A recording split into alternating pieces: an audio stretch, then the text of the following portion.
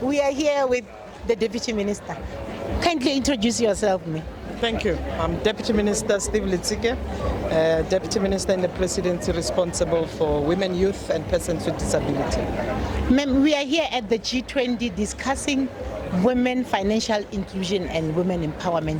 What's your take and how is the ministry being involved in this financial inclusion? No, first, look, we must appreciate that we are having this global gathering that focuses on empowerment, financial inclusion of women.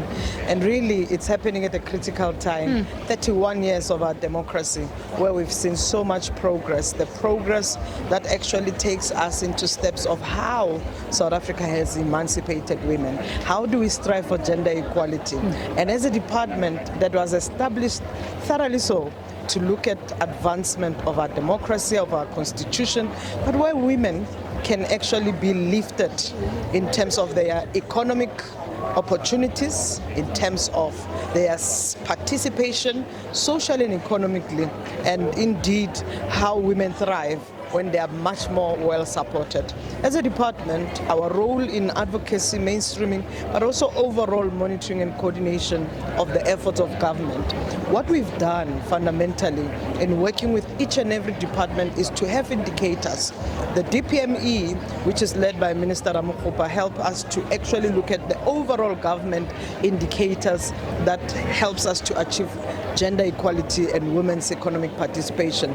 And we see it through APPs, annual performance plans, that you can actually see how many women is going to be benefiting from this, how many women will actually be reached in terms of the responses and opportunities. We've done it throughout, and what we have now even proposed and was passed by the Cabinet Committee is the gender responsive budgeting. The fiscal framework of our government is also informed by the gender responsive budgeting in our planning in terms of health services that targets women, from antenatal clinics, going into treatment, going into sexual reproductive health and rights, to social development, how many mothers who have children who are supposed to be equipped, to also higher education and training, how many young women are getting NAFSA's opportunities. So the spectrum of socio-economic achievement and women's inclusive approach is there. The most critical one is putting the economy in the hands of women. And you can see the work that is being done by the Department of Small Business Development that targets women's involvement, that trains women. We can see with the work that we do with the National Youth Development Agency, young women in particular, it's really about putting the economy in the hands of women. And last one that I want to mention is the work that is being done by the Department of Trade and Industry. And yesterday you saw the launch of the Transformation Fund. Transformation is not just a racial quota approach, it's also a gender equality approach, because the system of oppression that have left women behind for the longest time is what we are trying to dismantle. I'm happy that you have mentioned 31 years of democracy.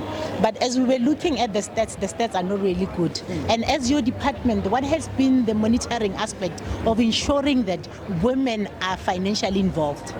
Women are financially involved. The partnership we have, both at the level of government, and you can see with the public service approaches. First, let's start to look at even women who works in government.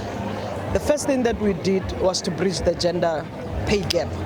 The public service, you're doing the same job as the man is doing, you are paid same equal figures. Can I just interject? Yes. Let's we look at your ministry in terms of monitoring the financial institution and the financial. That's what I was coming to. I wanted to start with the public sector and give you a spectrum of how we've moved and transitioned with there. Because remember, we don't need new laws to actually get to the equality part. Laws are there and the protection is in the law itself. But it's implementation and enforcement of these laws.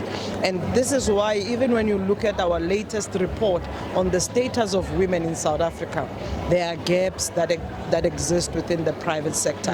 Financial institutions are one of them, the mining sector is one. So all the different sectors, and that's why this report that we launched in March, we have evidence that tells us why we need to actually ensure the equity laws must be enforced. We must never even try to water down this issue. We want gender equality in all sectors, including the private sector. Let's just deviate a little bit, because we are in the government of national unity, and the issue of gender, it's one policy that is very critical in the other party that I don't want to mention. What's your take on that and paving the way? Which party is that? I wouldn't know. The one that you don't want to mention, I wouldn't know which one. The one that you are in marriage with. The one that we are in marriage with, the Democratic Alliance. We are married to the Democratic Alliance. I think one thing that we must appreciate, the 7th administration is as a result of the outcome of elections. We are a democratic country, and we must honor that. What came out of the results, the parties came together, that of course were led by the one that had higher or largest votes, which is the African National Congress. That facilitated a statement of intent. That statement of intent was very clear. We can't compromise, first, our constitution. Secondly, everything we do will respect gender equality and the rules of this country. So when we see parties deviate, and particularly these parties that actually are part of government, we must really interrogate whether they are of service to government or we are actually putting a party line agenda, whereas we should be focusing on the program of government that is informed by the priorities that have been highlighted in the midterm development plan. So indeed, the question is, what is our views of political parties' position on gender equality? I belong to the African National Congress, and our stance is very clear. Protect the rights of women and advance gender equality. What is our laws saying? Laws is that no one will be discriminated on the basis of their gender or sex, for that matter. What is our MTDP, what is our National Development Plan saying? Is that women's rights, women's role will be valued, will be put up high. We will also advance the very same agenda that protects all South Africans, that men also don't feel that they are left behind. Remember, there's no pedestal here that suggests that there's competition between men and women. When we invest in women, we are saying that we are addressing the systematic oppressive system of the past that left women behind. It does not mean we are stopping anything that has to do with men. Men have an important role in society and they will contribute. We are just empowering women to be equal players in the social life, in the economic life, but also in the political life. So when parties hold their own view that disrupts, they will be challenged. We want accountable systems. We want people from parties to take the best interest of South Africans at heart. And that's what, even in my deployment of this role, I'm interested in advancing gender equality that benefits both men, women, and all others in their diversity. And you have demonstrated that. No doubt. In closing, ma'am, can you just give confidence to a rural woman who's in small business of what your ministry can offer to them? Absolutely. Look, our partnership and our work ranges from rural, township, peri-urban. It doesn't matter where you are.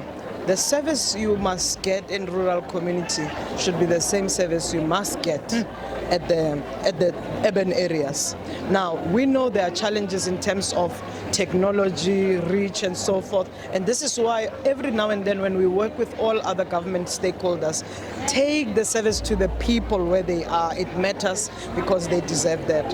My take is that a woman in the rural community who runs a business, the rural development plan for the country prioritizes you. Tinta that business plan. Make sure you are compliant. Reach out to small business development. Reach out to our department to facilitate or coordinate your linkages to that. But municipalities have got local economic development plans. Link up. That work.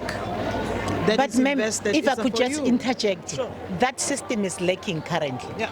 There might be weaknesses in our systems, but let's not run it off as if like there's nothing that's not working. Actually, there are things that are working. They may be weak, but there are systems that are working. And where there is weaknesses, we must be able to diagnose where is it lacking, and let's strengthen it. And those who are not doing the right thing, let's move those people, because we cannot reward incompetence. So one of the priority we have put as government in this 7th administration is a capable and ethical government. Now, capable and ethical, that means that where there's incompetence, get rid of incompetence so that you can put efficiency back and your government can be trusted. And that's what I would be interested in, even when we speak about local elements and how people can benefit across. That's very powerful coming from